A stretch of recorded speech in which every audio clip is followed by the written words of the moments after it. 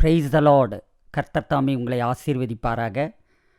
நம்மளுடைய உணர்வுகளும் வலிகளும் அவருக்கு புரியுமா புரியாதா அப்படின்னு சொல்லிட்டு பல சமயங்களில் விசுவாசிகளுக்கு சந்தேகம் வரும்.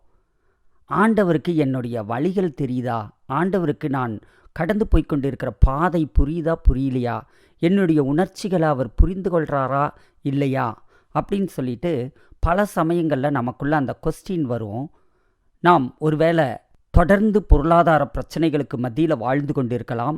அது நமக்கு பல வழிகளையும் பல உணர்வுகளின் கொந்தளிப்பையும் நமக்கு உண்டாக்கிட்டு இருக்கலாம். கடன் பிரச்சனையோ, கணவன் மனைவிக்கு இடையில் இருக்கக்கூடிய பிரச்சனையோ, டைவோர்ஸ் பிரச்சனையோ, குடும்பம் பிரிந்திருக்கிறதுங்கிற ஒரு பிரச்சனையோ, வேறு விதமான குடும்ப பிரச்சனைகளோ, பசங்க பிள்ளைங்களை குறித்ததான கவலைகளோ, சரீரத்தில் இருக்கக்கூடிய வியாதிகள் பலகீனங்களோ, வேலை ஸ்தலத்தில் இருக்கக்கூடிய பிரச்சனைகளோ, இப்படி சில காரியங்கள் நமக்கு தொடர்ந்து இருக்கிற போது அப்போ நம்ம என்ன செய்வோம் அப்படின்னா, தொடர்ந்து விசுவாசிகள் ஜெபித்து கொண்டே இருக்கிறார்கள். ஆனால் ஜெபித்து சோர்ந்து போய் அவங்க என்ன நினைக்கிறாங்க அப்படின்னா, என்னுடைய உணர்வுகளும் என்னுடைய வழிகளும் ஆண்டவருக்கு புரியறதே இல்லையோ, அவரிடத்துலேருந்து ஒரு பதில் வரலையே அப்படின்னு சொல்லிட்டு நம்ம நினச்சிட்ருப்போம். அதை குறித்து தான் இன்றைய தினத்தில் நாம் பார்க்க போகிறோம். எங்கேயுமே ஸ்கிப் பண்ணாமல் நீங்கள் இந்த வீடியோவை தொடர்ந்து பாருங்கள். இன்றைய தினத்தில் நாம் தியானத்திற்கு எடுத்துக்கொண்ட வேத வசனம் சங்கீதத்தின் புத்தகம் 139:2. அதுக்கு முன்னாடி எபிரேயரின் புத்தகம் 2ஆம் அதிகாரம் 18ஆம் வசனத்தில் நாம் இப்படி வாசிக்கிறோம். ஆதலால் அவர் தாமே சோதிக்கப்பட்டு பாடுபட்டதினாலே அவர் சோதிக்கப்படுகிறவர்களுக்கு உதவி செய்ய வல்லவராயிருக்கிறார். பாருங்க, அவர் தாமே சோதிக்கப்பட்டதினாலே, இயேசு கிறிஸ்து அவர் சோதிக்கப்பட்டார். அவர் தேவனாயிருந்தாலும் மனுஷ ரூபத்தில், மாம்ச ரூபத்தில், மனுஷர் படுகிற அத்தனை பாடுகள், மனுஷருக்கு கடந்து வருகிற அத்தனை சோதனைகள், உலகம், மாம்சம், பிசாசு, இது 3 தான் நம்ம வாழ்க்கையில் வரக்கூடிய சோதனைகள். அந்த உலகத்தின் சோதனைகள், மாம்சத்தின் சோதனைகள், பிசாசின் சோதனைகள், இவை எல்லாவற்றினாலும் அவர் சோதிக்கப்பட்டார். அவர் பாடுபட்டார். அவை எல்லாத்துலேயும் அவர் ஜெயம் கொண்டார். அவர் அப்படி சோதிக்கப்பட்டு பாடுபட்டு அவர் ஜெயித்ததினாலே அவர் சோதிக்கப்படுகிறவர்களுக்கு உதவி செய்ய வல்லவராயிருக்கிறார். அருமை தேவ பிள்ளைகளே, God is our helper. அவர் உங்களுக்கு உதவி செய்கிறதற்கு வல்லமையுள்ள தேவனாயிருக்கிறார். அதனால் சோர்ந்து போகாதபடிக்கு அவருடைய உதவியை நாடுங்கள். அவர் நிச்சயமாக உங்களுக்கு உதவி செய்வார். ஆண்டவரை குறித்து வேதம் சங்கீதத்தின் புத்தகம் 139:2 என்ன சொல்லப்பட்டிருக்கு அப்படின்னா, அந்த சங்கீதத்தின் புத்தகம் 139 முழுவதும் காட்ஸ் ஓம்னிசைன்ஸ், அதாவது அவருடைய சர்வ ஞானத்தை குறித்தும் சர்வ அறிவை குறித்தும் அதை குறித்து தான் இந்த சங்கீதம் முழுவதும் எழுதப்பட்டிருக்கிறது. அவர் சர்வ ஞானமுள்ள தேவன், கர்த்தர் சர்வ ஞானமுள்ளவர். சங்கீதத்தின் புத்தகம் 139:2 நாம் பார்க்குறோம். என் உட்காருதலையும் என் எழுந்திருக்குதலையும் நீர் அறிந்திருக்கிறீர், என் நினைவுகளை தூரத்திலிருந்து அறிகிறீர். ஆம் தேவ பிள்ளைகளே, நீங்கள் உட்கார்ந்தாலும் சரி, நீங்கள் எந்திரிச்சாலும் சரி, எல்லாத்தையும் அவர் அறிந்திருக்கிறார். நீங்கள் உட்கார்றத கூட பார்க்குற தேவன், நீங்கள் எழுந்திருக்கிறத கூட பார்க்கிற தேவன். 24/7 அவர் எல்லா நேரமும் உங்களை பார்த்துக்கிட்டே தான் இருக்கிறாரு. அவர் உங்களை அறிந்து கொண்டிருக்கிறார், உங்களை புரிந்து கொண்டிருக்கிறார். என் நினைவுகளை தூரத்திலிருந்து அறிகிறீர். இங்கே சங்கீதக்காரன் சொல்லுகிறான், என்னுடைய நினைவுகளை நீங்கள் தூரத்திலிருந்து நீங்கள் தெரிஞ்சுக்கிறீங்க ஆண்டவரே அப்படின்னு சொல்கிறான். அவனுடைய நாட்களில், அதாவது பழைய ஏற்பாட்டின் காலத்தில், கர்த்தர் தூரத்திலிருந்து அவனை அறிந்து கொண்டார். அதாவது மனிதன் பூமியில் வாழ்ந்து கொண்டிருக்கிறான். அவனுடைய நினைவுகள், அவனுடைய எண்ணங்கள், அவனுடைய சிந்தனைகள், அவனுடைய செயல்கள் எல்லாமே வானாதி வானங்களில், 3ஆம் வானத்தில், பரலோகத்தில் வாசம் பண்ணுகிற தேவன் பார்த்து கொண்டே இருக்கிறார். அதை உணர்கிறார், அதை அறிந்து கொள்ளுகிறார். ஆனால் இப்போ தேவன் நமக்குள்ள வாசமாயிருக்கிறார். ரட்சிக்கப்பட்ட நமக்குள்ள அவர் வாசமாயிருக்கிறதுனால அவர் நமக்குள்ளிருந்து நம்மளுடைய நினைவுகள், எண்ணங்கள், நம்மளுடைய சூழ்நிலைகள், நம்மளுடைய செயல்கள், நம்மளுடைய காரியங்கள், நாம் எதிர்கொண்டு இருக்கக்கூடிய பிரச்சனைகள் எல்லாத்தையும் அவர் அறிந்திருக்கிறார், அதை உணர்ந்திருக்கிறார்.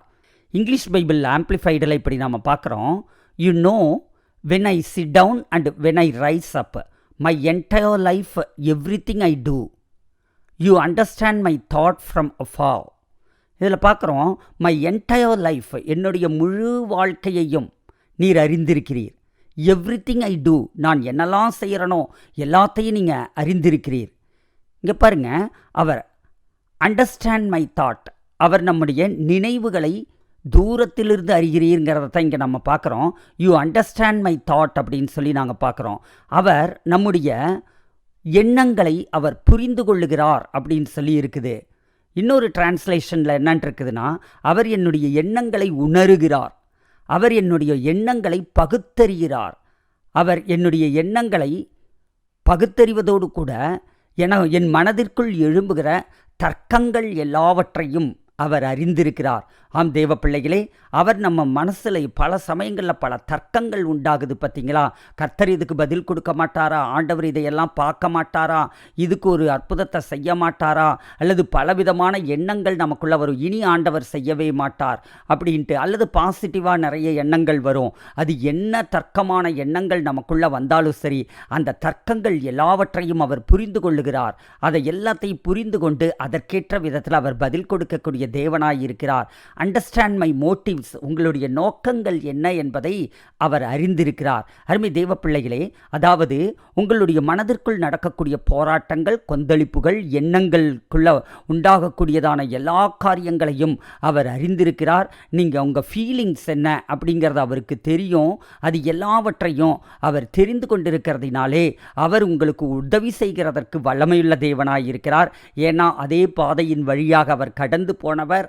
அவர் மாம்ச ரூபத்தில் இருந்த தேவகுமாரனாய் இருந்தாலும் மனுஷகுமாரனாய் பூமியில் வாழ்ந்தபோது உலகம் மாம்சம் பிசாசினால் சோதிக்கப்பட்டு அந்த சோதனைகளை ஜெயித்து நமக்கு உதவி செய்ய வல்லவராக இப்பொழுது அவர் பிதாவின் வலது பாரிசத்தில் உட்கார்ந்திருக்கிறார். அதனால தான் எபிரேயரின் புத்தகம் 4:15-16 பார்க்குறோம், நம்முடைய பலவீனங்களை குறித்து பரிதபிக்கக்கூடாத பிரதான ஆசாரியர் நமக்கிராமல் எல்லா விதத்திலும் நம்மை போல் சோதிக்கப்பட்டும் பாவமில்லாதவராய் இருக்கிற பிரதான ஆசாரியரே நமக்கு இருக்கிறார். ஆம் தேவ பிள்ளைகளே, பழைய ஏற்பாட்டின் நாட்களில் பிரதான ஆசாரியன் என்று சொல்லி ஒருவன் இருந்தான். அவன் தேவாலயத்தில் அவன் போய் மகா பரிசுத்த ஸ்தலம் வரையிலும் கடந்து போய் மனுஷர்களுக்காக அவன் தன்னுடைய விண்ணப்பங்களை வைக்கிறவனாய் இருந்தான். மனுஷர்கள் சார்பாக பலிகளையும் விண்ணப்பங்களையும் செலுத்தக்கூடியவனாய் இருந்தான். ஆனால் அந்த பிரதான ஆசாரியனால் என்ன செய்ய முடியாது அப்படின்னா, மனுஷர்களுடைய அந்த பிரச்சனைகள், போராட்டங்கள் அதை அவனால் அறிந்து கொள்ள முடியுமே ஒழிய அதனுடைய உணர்வுகள், அதில் இருக்கக்கூடியதான ஃபீலிங்ஸ் எல்லாவற்றையும் அவனால் அப்படியே புரிஞ்சிக்க முடியும் அப்படின்னு சொல்லி சொல்ல முடியாது. ஆனால் இங்கே நமக்கு நம்முடைய பலவீனங்களை குறித்து பரிதபிக்கக்கூடாத பிரதான ஆசாரியர் நமக்கிராமல், அதை குறித்து பரிதபிக்க முடியாதவர்களாயிராமல் எல்லா விதத்திலும் நம்மை போல் சோதிக்கப்பட்டோம். அவர் எல்லா விதத்திலும் நம்மை போல் சோதிக்கப்பட்டார், ஆனாலும் பாவமில்லாதவராய் இருக்கிற பிரதான ஆசாரியரே நமக்கு இருக்கிறார். அதனால் அவர் பாவமில்லாதவராய் இருக்கக்கூடிய பிரதான ஆசாரியரை தான் நாம் கொண்டிருக்கிறோம். அவர் என்ன செய்கிறார் அப்படின்னா, நம்முடைய வாழ்க்கையில் எந்த சம்பவங்கள் நடந்தாலும் அதை குறித்து எதின் வழியாக நாம் கடந்து போய்கொண்டிருந்தாலும், நீங்கள் ஆசீர்வாதத்தில் அப்படியே சந்தோஷத்தில் துள்ளி குதிக்கிறீங்களா, அந்த உணர்வையும் அவர் அனுபவிக்கிறார், அதை புரிந்து கொள்ளுகிறார். நீங்கள் துக்கத்தில் துவண்டு போய் இருக்கிறீர்களா, அதையும் அவர் அறிந்திருக்கிறார், அதை அவர் புரிந்து கொள்ளுகிறார், அதை பகுத்தறிகிறார். 16ஆம் வசனத்தில் நாம் பார்க்குறோம், ஆதலால் நாம் இரக்கத்தை பெறவும் ஏற்ற சமயத்தில் சகாயம் செய்யும் கிருபையை அடையவும் தைரியமாய் கிருபாசன தண்டையிலே சேர கடவோம். ஆம் தேவ பிள்ளைகளே, நீங்கள் இரக்கம் பெறணும் அப்படின்னா, நீங்கள் ஏற்ற சமயத்தில் சகாயம் செய்யக்கூடிய அந்த கிருபையை பெற்றுக்கொள்ளணும் அப்படின்னா தைரியமாய் கிருபாசன தண்டையில் போங்க. உங்களை குறித்து விசாரிக்கக்கூடிய ஒரு நல்ல நண்பர் இருக்கிறார், உங்களை குறித்து விசாரிக்கக்கூடிய ஒரு நல்ல தகப்பன் இருக்கிறார், உங்களை குறித்து விசாரிக்கக்கூடியதான நல்ல ஒரு தாய் இருக்கிறார். அவர் உங்களுக்கு ஒரு எல்லாமாக இருக்கக்கூடிய தேவன். அவர் என்ன செய்கிறாரு அப்படின்னா, அவர் உங்களுக்காக பரிதபிக்கிற தேவனாய் இருக்கிறார், அவர் உங்களை புரிந்து கொள்ளுகிற தேவனாய் இருக்கிறார். இந்த உலகத்தில் எந்த மனுஷர்களாலும் புரிந்து கொள்ளப்படாத காரியங்களை கூட அவர் புரிந்து கொள்ளக்கூடியவராய் இருக்கிறார். தலைவலியும் காய்ச்சலும் தனக்கு வந்தால் தான் தெரியும் அப்படின்னு சொல்லுவாங்க. அது மாதிரி அவங்கவங்களுக்கு வந்தால் தான் அந்த வலியை அவர்களால் உணர முடிகிறது. ஆனால் உங்களுடைய வலியை அவருடைய வலியாகவே பார்க்கிறார், உங்களுடைய வேதனைகளை அவருடைய வேதனையாகவே பார்க்கிறார். அதனால் நாம் என்ன செய்யணும்? நாம் இரக்கத்தை பெறவும் ஏற்ற சமயத்தில் சகாயம் செய்யும் கிருபையை அடையவும். நீங்கள் இரக்கத்தை பெறுகிறதற்கு அவரிடத்தில் கடந்து போய் சேர வேண்டும். அதே நேரத்தில் நீங்கள் சகாயம் செய்யக்கூடிய அந்த கிருபையை பெற்றுக்கொள்ளுகிறதற்காக உங்களுக்கு தயவு செய்யக்கூடிய, உங்களை ஆசீர்வதிக்கக்கூடிய, உங்களை வழிநடத்தக்கூடிய, உங்களை விடுவிக்கக்கூடிய, உங்களுக்கு அற்புதம் செய்கிற அந்த கிருபையை நோக்கி அந்த கிருபையை நீங்கள் அடைவதற்கு நீங்கள் தைரியமாய் அவருடைய கிருபாசன தண்டையில் சேர வேண்டும். அதாவது அதுக்கு என்ன அர்த்தம் அப்படின்னா, நீங்கள் ஆண்டவர்கிட்ட எல்லா காரியங்களையும் சொல்ல வேண்டும். சிலர் சொல்லுவாங்க, என்னால் ஜெபிக்க முடியலை, என்னால் ஆண்டவரிடத்தில் நெருங்க முடியலை அப்படின்னு சொல்லுகிறதை நான் பார்த்துருக்கிறேன். நான் ரொம்ப மனசு சோர்ந்து போயிட்டேன், அதனால் என்னால் ஜெபிக்க முடியல. பாவத்தில் விழுந்துட்டேன், அதனால் என்னால் ஜெபிக்க முடியல. இந்த தப்பை பண்ணிட்டேன், அதனால் எனக்கு நான் தகுதி இல்லாததை போல நான் உணர்கிறேன். உனக்கு தகுதியே கிடையாது, அதனால் நீ ஜெபம் பண்ணாத அப்படின்னு எனக்குள்ள ஒரு சத்தம் உண்டாகிறது, எனக்குள்ள ஒரு எண்ணம் உண்டாகிறது அப்படின்னு சொல்லுவாங்க. ஆனால் நீங்கள் எந்த சூழ்நிலையில் இருந்தாலும் அவர் உங்களுக்காக பரிதபிக்கிற தேவன், உங்களுக்காக இறங்குகிற தேவன், உங்கள் மேல் மனதுருகுகிற தேவன். அவர் என்ன செய்கிறாரு அப்படின்னா, எல்லா சூழ்நிலையிலும் உங்களை தூக்கி விடுகிறதற்கு அவர் ஆயத்தமாய் இருக்கிறார். உங்களுக்கு உதவி செய்வதற்கு அவர் ஆயத்தமாய் இருக்கிறார். அப்போ நீங்கள் இரக்கத்தை பெறணும்னா, நீங்கள் சகாயம் செய்யக்கூடிய அந்த கிருபையை அடைந்து அந்த சகாயத்தினாலே, அந்த ஃபேவர்னால, அந்த தயவுனால அந்த சூழ்நிலையை விட்டு வெளியில் வரணும் அப்படின்னா கண்டிப்பாக நீங்கள் அவருடைய கிருபாசன தண்டையில் நீங்கள் கடந்து போக வேண்டும். அப்படி போய் அவர்கிட்ட பேச பேச பேச தான் உங்களுடைய காரியங்களில் மாற்றம் வருகிறதை நீங்கள் பார்க்க முடியும். உங்களுடைய காரியங்களில் மாற்றங்கள் வருகிற வரையிலும் விசுவாசத்தோடு கூட நீங்கள் ஜெபியுங்க. பெற்றுக்கொள்ளுவோம் என்ற விசுவாசத்தோடு கூட நீங்கள் ஜெபியுங்கள். அப்போ உங்கள் காரியங்களில் மாற்றம் வருகிறதை நீங்கள் பார்க்க முடியும். 1 பேதுருவின் புத்தகம் 5ஆம் அதிகாரம் 7ஆம் வசனத்தில் நம்ம பார்க்குறோம், அவர் உங்களை விசாரிக்கிறவரானபடியால் உங்கள் கவலைகளை எல்லாம் அவர் மேல் வைத்து விடுங்கள்.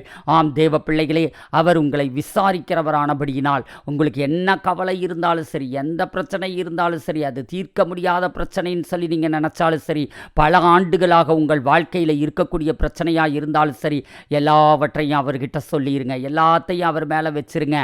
அப்படின்னா நீங்கள் அவர்கிட்ட போய் புலம்புறதுன்னு அர்த்தம் இல்லை. அவர்கிட்ட போய் உள்ளபடியே அப்படியே நம்ம பிரச்சனையை சொல்லிக்கிட்டே இருக்கிறதில்ல. உங்களுக்கு என்ன வேணுமோ அதை கேளுங்க.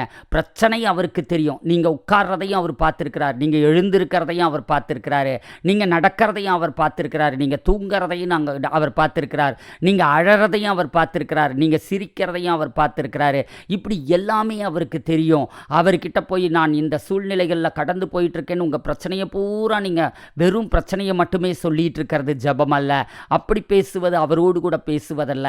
அவர்கிட்ட பேசும்போது, ஆண்டவரே உம்முடைய வாக்குத்தத்தங்களை விசுவாசிக்கிறேன், இன்ன வசனங்களில் நீங்கள் இப்படி சொல்லி இருக்கிறீங்க ஆண்டவரே, என்னை அப்படி நீர் ஆசீர்வதிக்கிறீர், என்னை விடுவிக்கிறீர், எனக்கு சுகத்தை கொடுக்கிறீர், நான் அந்த சுகத்தை சுதந்தரித்துக் கொள்ளுகிறேன், விசுவாசத்தினாலே நான் இந்த விடுதலையை சுதந்தரித்துக் கொள்ளுகிறேன்னு நீங்கள் பேசுங்க. வசனத்தின் அடிப்படையில் நீங்கள் பேசுங்க. அப்படி நீங்கள் பேசுகிற போது என்ன ஆகும் அப்படின்னு பார்த்தீங்கன்னா, உங்களுக்குரிய ஆசீர்வாதத்தை நீங்கள் சுதந்தரித்துக் கொள்ளுகிறீர்கள். சங்கீதத்தின் புத்தகம் 34:18 நாம் பார்க்கிறோம், நொறுங்குண்ட இருதயம் உள்ளவர்களுக்கு கர்த்தர் சமீபமாய் இருந்து நறுங்குண்ட ஆவியுள்ளவர்களை ரட்சிக்கிறார். ஆம் தேவ பிள்ளைகளே, நீங்கள் நொறுங்குண்ட இருதயத்தோடு கூட இருக்கலாம், அல்லது நீங்கள் நறுங்குண்ட ஆவியுள்ளவர்களாய், டிப்ரெஸ்டு ஸ்பிரிட், அதாவது ஒடுக்கப்பட்ட ஒரு ஆவி, அல்லது மன அழுத்தத்தினால் நிறைந்த ஒரு ஆவி, மன அழுத்தத்தினால் நிறைந்த ஒரு மனுஷனாக, ஒரு டிப்ரெஷன் நிறைந்தவர்களாக நீங்கள் இருக்கலாம். ஆனால் அந்த டிப்ரெஷன், அந்த ஒப்ரெஷன், அது எல்லாத்தையும் அகற்றி, அந்த ஒடுக்கப்படுதல், அந்த அழுத்தங்கள் எல்லாவற்றையும் நீக்கி ஆண்டவர் உங்களை ரட்சிக்கிறதை, ஆசீர்வதிக்கிறதை நீங்கள் பார்க்க முடியும். உங்களுக்குள் தான் அவர் இருக்கிறார், உங்களோடு தான் அவர் பேசிக்கொண்டிருக்கிறார். நீங்கள் பேசுகிற போது அவருடைய சத்தம் உங்களுக்கு கேட்கும் விதத்தில் நீங்கள் பழகுங்கள். பிலிப்பியரின் புத்தகம் 4ஆம் அதிகாரம் 6-7 நாம் இப்படி பார்க்குறோம், நீங்கள் ஒன்றுக்கும் கவலைப்படாமல் எல்லாவற்றையும் குறித்து. அதில் உங்களுக்கு ஒரு குவாலிஃபிகேஷன் என்னென்னா, ஒன்றுக்குமே கவலைப்படாதீங்க, இதுவரை கவலைப்பட்டதெல்லாம் போதும், இன்றைக்கி ஒரு தீர்மானம் பண்ணுங்க, இயேசுவின் நாமத்தினாலே கவலையின் ஆவியே என்னை விட்டு விலகுன்னு கட்டளை கொடுங்க, நான் இனி கவலைப்பட மாட்டேன் என்று தீர்மானம் பண்ணுங்க. எனக்கு உலக ரட்சகர் எனக்குள் இருக்கிறார், உலகத்தையே ரட்சிக்கிறவர் எனக்குள் இருக்கிறார்கிற அந்த தைரியத்தோடு கூட நீங்கள் அவரோடு கூட பேச ஆரம்பிங்க. நீங்கள் ஒன்றுக்கும் கவலைப்படாமல், எந்த சூழ்நிலையாக இருந்தாலும் கவலைப்படாமல் இருப்பது அது ஒரு குவாலிஃபிகேஷன், அது ஒரு தகுதி.